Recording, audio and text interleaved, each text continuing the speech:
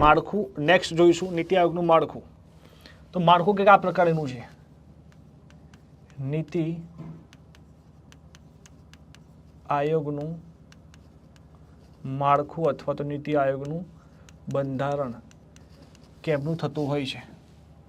તો અલગ અલગ લોકો આમાં ભાગ લેતા હોય છે. નંબર 1 અધ્યક્ષ, નંબર 2 ઉપાધ્યક્ષ, નંબર 3 CEO, નંબર 4 સભ્યો. ચલો જોઈ લઈએ, વારાફરતી વારો કરી લઈએ, લખી નાખીએ બધાનું નામ. અધ્યક્ષ તો ભારતના વડાપ્રધાન, ભારતના વડાપ્રધાન હશે એ આના અધ્યક્ષ રહેવાના છે. એવું નહીં લખી શકાય નરેન્દ્ર મોદી. વડાપ્રધાન હંમેશા નથી રહેવાના, ગમે ત્યાં બદલે જાય. માંડ માંડ બચી ગયા, ખબર નહીં તમને, થોડે તો બધાને તમને ખબર હશે. તો આ વડાપ્રધાનની વાત કરી. ઉપાધ્યક્ષ તો કે ઉપાધ્યક્ષમાં છે ડૉક્ટર સુમન બેરી. તો સાંભળતી કેમ નથી એવું નહીં લખવાનું, બરાબર? બેરી અટકી જવાનું છે. સુમન બેરી એ એમની સરનેમ છે, ડૉક્ટર સુમન બેરી. CEO એટલે કે ચીફ એક્ઝિક્યુટિવ ઓફિસર કોણ છે? તો કે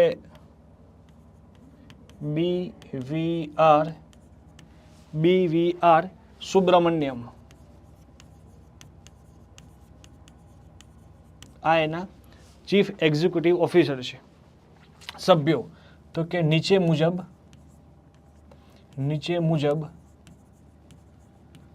4 પ્રકારના સભ્યો હોય છે. કેટલા પ્રકારના? 4 પ્રકારના સભ્યો હોય છે. આ એને સિમ્પલ મેં વ્યાખ્યા લખી નાખેલી છે. બધા બદલાતા રહે, વડાપ્રધાન બદલાતા એ પણ બદલાઈ જાય. આમની નિમણૂક 2022માં થઈ હતી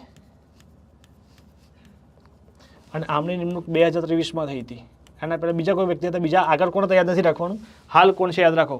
બદલાય તો તમારે યાદ રાખવાનું રહેશે. ઓકે, ચલો.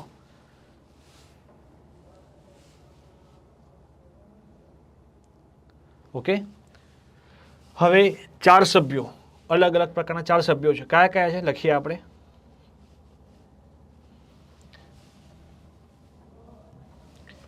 નંબર 1 કાયમી સભ્યો, નંબર 2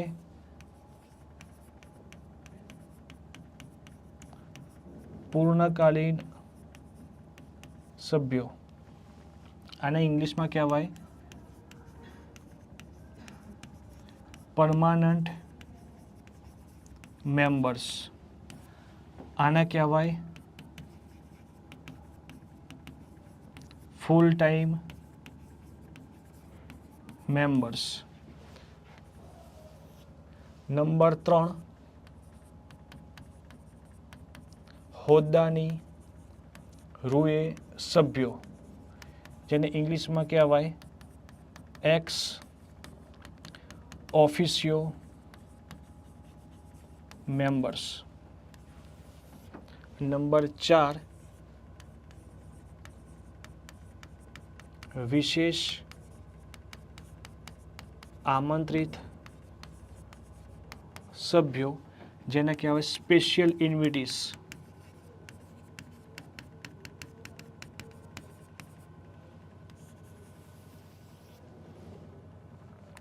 ચલો હવે આખું લિસ્ટ બનાવીએ આપણે. Okay, done. ના, CEO, ફાઇનાન્સ મિનિસ્ટર, સેક્રેટરી એવું જરૂરી નથી. સરકાર ઈચ્છા એ વ્યક્તિને CEO તરીકે નિમણૂક કરી શકે છે. ઓકે, ના, આમાંથી કોઈ પણ વ્યક્તિનો સમય નિશ્ચિત નથી હોતો. હા, હું તમને જણાવીશ ચાલુમાં. પહેલાં લખી નાખીએ કે કઈ કઈ વ્યક્તિ ક્યાં ક્યાં સુધી રહી શકતી હોય છે. કાયમી સભ્યોમાં જોવા જઈશું તો એમાં આવશે નંબર 1 દરેક રાજ્યના CM. તો જે વ્યક્તિ જ્યાં સુધી સીએમ પદ રહે તો એ વ્યક્તિ ઓટોમેટિક આનો સભ્ય બની જતો હોય છે. રૂપાણી કાકા કહેવાય ના કહેવાય, ભૂપાભાઈ કહેવાય કહેવાય, આનંદીબેન કહેવાય ના કહેવાય. જ્યાં સુધી સીએમ રહે ત્યાં સુધી એ વ્યક્તિનો સભ્ય ગણાતો હોય છે. નંબર 2, દરેક કેન્દ્ર શાસિત પ્રદેશના વહીવટકર્તા, યુટીના વહીવટકર્તા. કેન્દ્ર શાસિત પ્રદેશમાં સીએમ હોતા નથી. હા, 2 કેન્દ્ર શાસિત પ્રદેશો એવા છે, દિલ્હી અને પુડુચેરીના સીએમ. કેમ અલગ લખવું પડ્યું? કારણ કે આ 2 કેન્દ્ર શાસિત પ્રદેશો એવા છે કે જેના ત્યાં સીએમ રહેલા છે. તો આ લોકો કાયમી સભ્યો ગણાશે. હવે પૂર્ણકાલીન સભ્યો, આની સંખ્યા પણ નક્કી નથી, કાર્યકાળ પણ નક્કી નથી. સરકાર ઈચ્છે એટલા એડ કરી શકે છે, ઈચ્છે ત્યાં કાઢી પણ મૂકે છે. કોઈ સમયગાળો એ નક્કી હોતો નથી. એ કોણ કોણ આવશે? તો નંબર 1,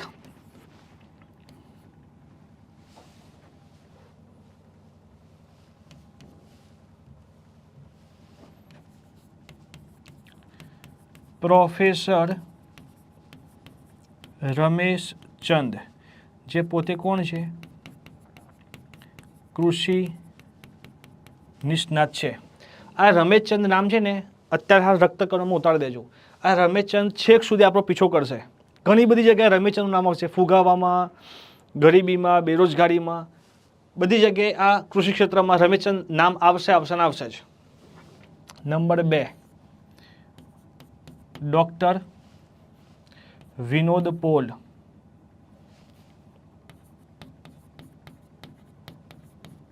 ડૉક્ટર વિનોદ પોલ, જે પોતે હેલ્થ એક્સપર્ટ છે. કોણ છે? હેલ્થ એક્સપર્ટ છે.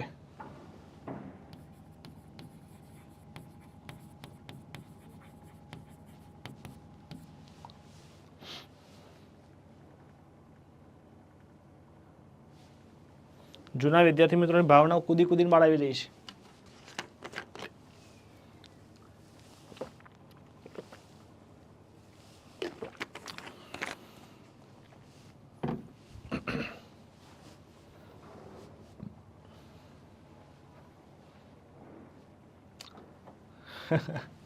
ચલો, number 3, VK Saraswat, VK Saraswat, જે પોતે DRDO ના પૂર્વ અધ્યક્ષ હતા. નંબર 4, અરવિંદ વિરમાણી, અરવિંદ વિરમાણી, એ પોતે કોણ છે? કે પોતે છે અર્થશાસ્ત્રી, ઇકોનોમિસ્ટ છે. આમની નિમણૂક 2022માં શરૂ છેલ્લે કરવામાં આવી હતી. સંખ્યા પણ નક્કી નથી અને એ લોકોનો કાર્યકાળ પણ નક્કી. સરકાર ઈચ્છે ત્યાં સુધી રાખી શકતા હોય છે. ઓકે, કાર્ડવિંગ વિરમાણી નહીં ભાઈ, અરવિંદ વિરમાણી, પરેશભાઈ.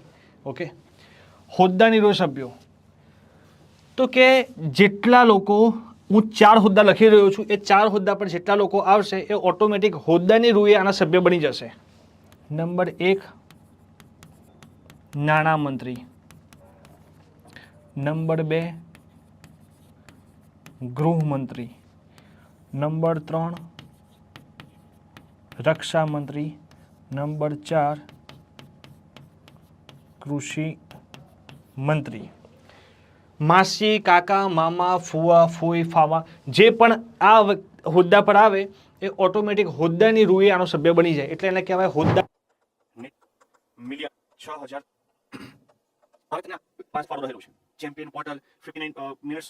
કારણ આપણે પૂછું ભારતની આ કરોડરજ્જુ કયા એવા સમસ્યાઓ અડચણરૂપ છે, એક લિસ્ટ બનાવીએ. નેક્સ્ટ લખીએ કારણ કે સમસ્યા આવી ગઈ, આયોજનનો અભાવ, તો ફ્રીની અછત, એક પોલિસી મેકિંગ, મંગળી મુદ્દાઓ, ભ્રષ્ટાચાર બધા આવી જશે ભાઈ.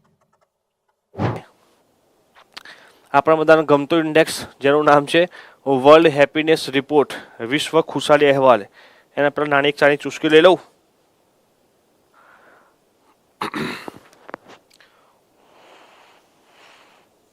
આ કેમ ભાઈ સીસીની એક્ઝામ કેમ પોસ્ટપોન કરી? ઇલેક્શનના લીધે. એ લોકો માટે ઇલેક્શન ખૂબ મહત્વનું લાગે છે ને.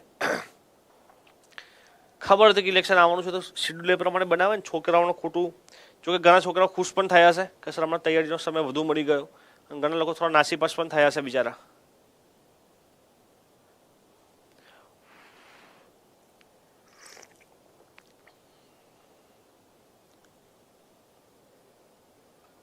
ટોપિક તમે મને કહો. હોટ ટોપિક પર શું કરશું, શું ડિસ્કશન કરશું આપણે?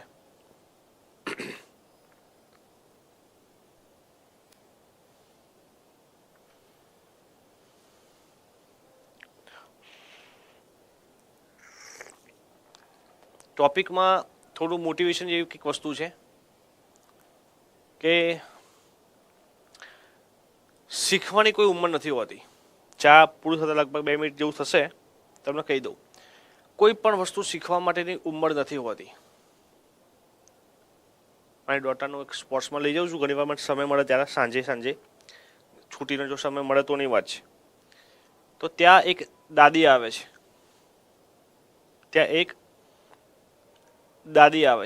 દાદી એટલે કયા દાદી? લગભગ એમની ઉંમર 70 વર્ષ હશે. કેટલી ઉંમર હશે? 70 વર્ષની એમની ઉંમર હશે. પેલા બોય કટ હેર દાદીએ કરાયેલા છે. બધા વાર સફેદ છે પણ દાદીએ બોય કટ હેર કરાયેલા છે. કદાચ ફેસ પર બી ઘણી બધી કરસ્ટી થઈ ગયેલી છે. પરંતુ દાદી સાંજે આવવાની જગ્યાએ તો સ્પોર્ટ્સ બેગ ભરાયેલી હોય, કુર્તી પહેરેલી હોય. કુર્તી એટલે આઈ થિંક સ્લીવલેસ કુર્તી જે કોઈ પહેરીને આવે છે, ટોપ શું કહેવાતું હોય છે એને. અને જે ચડ્ડો પહેરીને આવતા વ્હાઇટ ચડ્ડો, અને નીચે સ્પોર્ટ્સ શૂઝ, ગોગલ્સ. શું શીખે દાદી આવીને? દાદી આવીને શીખે છે સ્વિમિંગ. આમ જોઈને અભિભૂત કે ભાઈ કેટલી ફિટનેસ એમને જાળવી હશે. સૌથી પહેલાં તમે બધા કીધું સાચો જવાબ છે શિક્ષણ.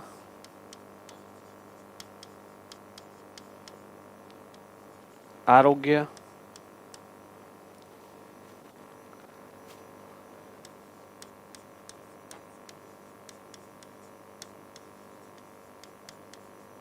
કૌશલ વિકાસ,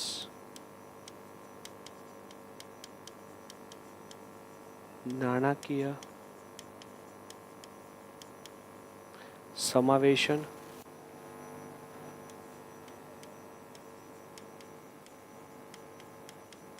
માળખાગત સુવિધા,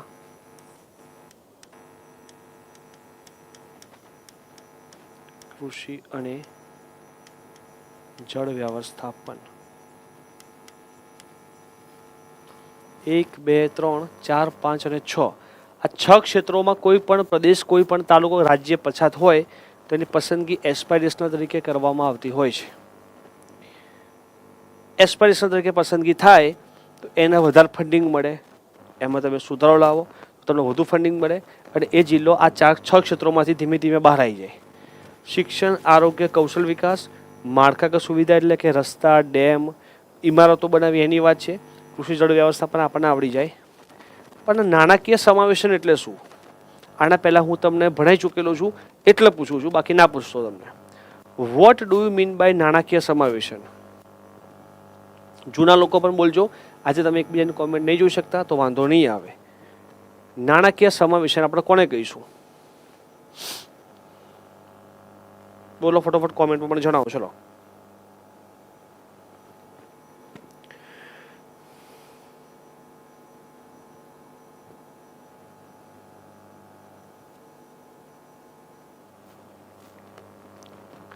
એમ તો વાંચીએ તો બહુ મોટો ફાયદો થાય.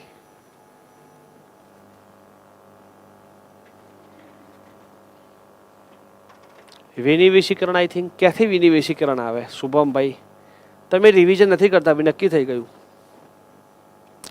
નિકિતા મેમ, જવાબ બિલકુલ સાચો છે. દરેકને બેન્કિંગની સુવિધાઓ પૂરી પહોંચાડવાની છે.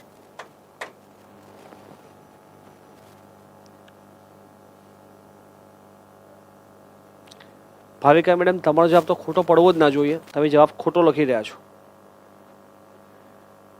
નહીં રાણા નગેન્દ્રસિંહ, આ મારા લેક્ચરોની કોઈ વેલ્યુ રહેતી એવું લાગતું નથી મને. તમે એટલીસ્ટ એટલી પણ તસ્દી નહીં રહેતા કે તમને કમસે કમ વાંચવા મળે આ લેક્ચર. સવારે નોટ ખોલવાની 8 વાગે, 10 વાગે બંધ કરવાની, બીજા દિવસે 8:30 વાગે ખોલવાની. એમ પાસ નહીં થવાય ભાઈ. હા, રિવિઝન કરવું પડશે. કોઈ પણ ફેકલ્ટી ભણાવીને તમે ખાલી પાસ થયો તો એવું તો પોસિબલ નહીં થાય. તમારે ખુદે પણ રિવિઝન કરવું પડશે.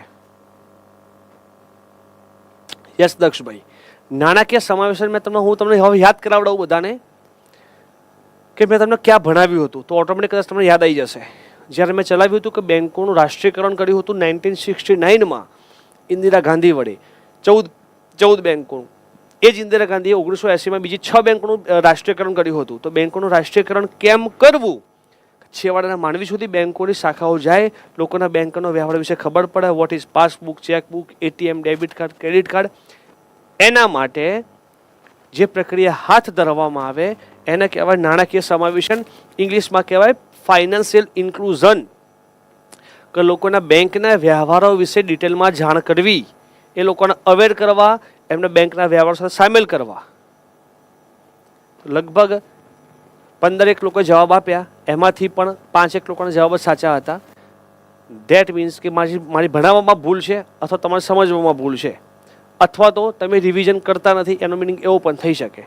કારણ કે નાણાકીય સમાવેશન આના પહેલાં હું તમને એક ડિટેલમાં વ્યાખ્યા ચલાવી ચૂકેલો છું.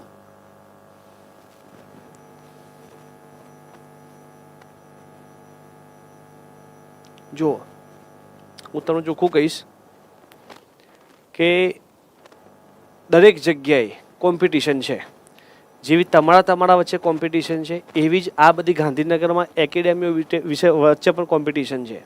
કે એકેડેમી કે મારા વધારે કમાઈ લેવું છે, પેલો કે મારા વધારે કમાઈ લેવું છે, મારા ત્યાં સ્ટુડન્ટ સૌથી વધારે આવવા જોઈએ. કોઈનો એવો ઉદ્દેશ છે અમારે ત્યાંથી સ્ટુડન્ટ સૌથી વધારે પાસ થવા જોઈએ.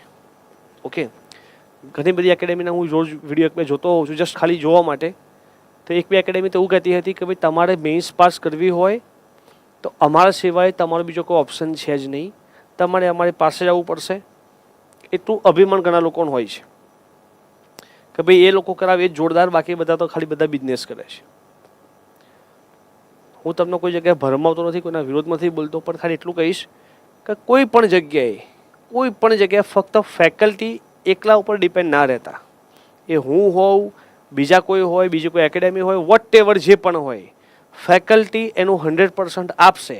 આ એકેડેમી પણ આપે છે, બીજા એકેડેમી પણ બધા આપતા હશે. આપણે આશા કોઈ નેગેટિવ બોલવું નથી સવારે, પરંતુ જ્યાં સુધી તમારું ખુદનું ઇનપુટ નહીં હોય, તમારા અંદર જુસ્સો નહીં હોય, તમે રિવિઝન નહીં કરતા હોય, તો બસ કોઈ પણ ફેકલ્ટીનું બનાવેલું, કોઈ પણ ઇન્સ્ટિટ્યૂટનું બનાવેલું ગમે તે ગેરંટી આપતી હોય તમે પાસ નહીં થાવ. કેમ? તાળી હંમેશા એક હાથે ના પડે, તાળી માટે 2 હાથ જરૂરી છે. આ ઇન્સ્ટિટ્યૂટ છે, તમારી હાથ આવશે તો જ તાળી પડશે, તો તમે સક્સેસ થઈ શકશો. ખ્યાલ આવે છે? એટલે પ્લીઝ કહું છું, ગમે તેટલું હું તમને ડિટેલમાં ભણાવતો હોય, રિવિઝન નહીં હોય તો આ વસ્તુ કંઈ કામની નથી ભાઈ. મને તો આ લોકો કદાચ મહેનતામાં આપી દેશે કલાકનું, પણ તમારું શું? અને જ્ઞાન એકેડેમીનો મારે છેલ્લે જ્ઞાન એકેડેમીના વખાણ કરવા માટે આ સ્ટોરી તમને નથી કીધી, પણ જ્ઞાન એકેડેમીનો હંમેશા એક ઉદ્દેશ છે કે ભલે આપણે ત્યાં એડમિશન વધારે ના થાય, પણ જે થાય એમાંથી મેક્સિમમ લોકો પાસ થાય એવો અમારો પ્રયત્ન રહેતો હોય છે. ખ્યાલ આવે શું કહું છું એ? બાકી 50-100ની બેચ કરી નાખીએ એમાં ભલે 5 પાસ થતા, આપણે તો પૈસાથી મતલબ એવું નથી. અહીંયા એડમિશન ભલે ઓછા થાય, જેટલા થાય બધા પાસ થાય એવો પ્રયત્ન અમે કરતા હોઈએ છીએ, પરંતુ એના માટે તમારું મદદ જોઈશે, તમારું કોઓપરેશન જોઈશે દોસ્તો. ઓકે, ચલો હવે આ આકાંક્ષી જિલ્લા પ્રોગ્રામ હતા, એમાં ગુજરાતના 2 જિલ્લા પસંદગી થતા. કુલ ભારતના 115 જિલ્લામાંથી ગુજરાતના 2 જિલ્લા પસંદગી થતા. ગુજરાતના 2 જિલ્લાની પસંદગી થઈ હતી, 1 અને 2. એક હતો નર્મદા, બીજો હતો દાહોદ. યાદ રાખજો, નર્મદા અને દાહોદની પસંદગી થઈ હતી. જે તે વખતે આ એસ્પાયરેશનલ ડિસ્ટ્રિક્ટનો પ્રોગ્રામ લોન્ચ થયો